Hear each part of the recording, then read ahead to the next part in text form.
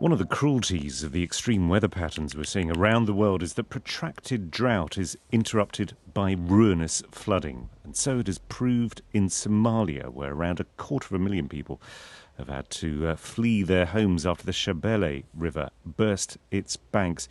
Mohammed Moalim was there 2 days ago. He's with the Somali Disaster Management Agency.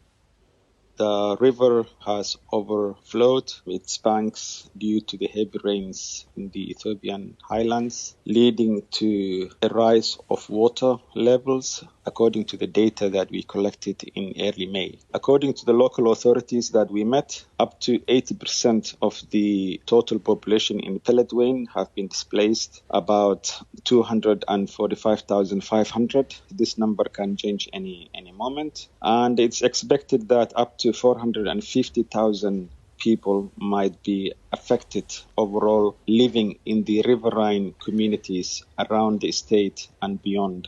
You were there a couple of days ago. What was the scene like? It's a scene of really devastation. We have seen an entire population just moving to the outskirts with no provision of food, healthcare. Businesses have closed, food storages have been flooded, healthcare centers have been closed. Most of the time is inundated, actually, forcing residents to move in to the higher ground on the outskirts of the town and to the other remote areas. The only general hospital of the city and the 3 health centers and 4 mobile clinics have been closed. The local people that we have spoken to just need some healthcare and clean water. And it's very sad because we have had a severe drought 2-3 months ago, and now the flooding, and people are now asking clean water. Yeah, and as you mentioned, a drought, I mean, it's been going on much longer, hasn't it? It's been years that Somalia has been in the grip of drought. I wonder if that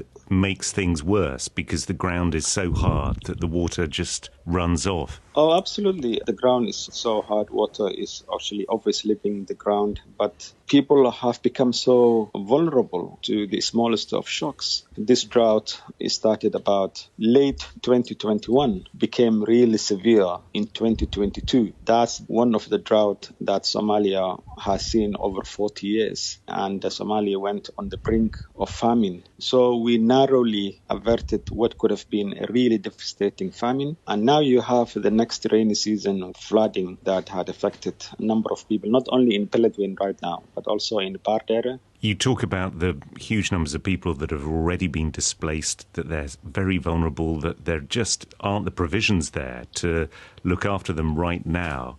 What are you doing, what are the authorities doing to try and mitigate against further suffering? The government delegation that I was part of, one of the first things we did was issue an urgent appeal to the situation because people simply did not understand the magnitude of the situation. So we were quite successful of that, and luckily we had a number of partners who delivered about 300 water tanks to the immediate families. We, as a federal government and the authorities of SODMA, dispatched about 50 trucks of food, some medical assistance and some clothes, about 500 tons in total to the town. We mobilized about mobile clinics, but the reality is this is small compared to the realities on the ground. Mohammed Moalim from the Somali Disaster Management Agency speaking to me from Mogadishu. You're listening to NewsHour, live from the BBC.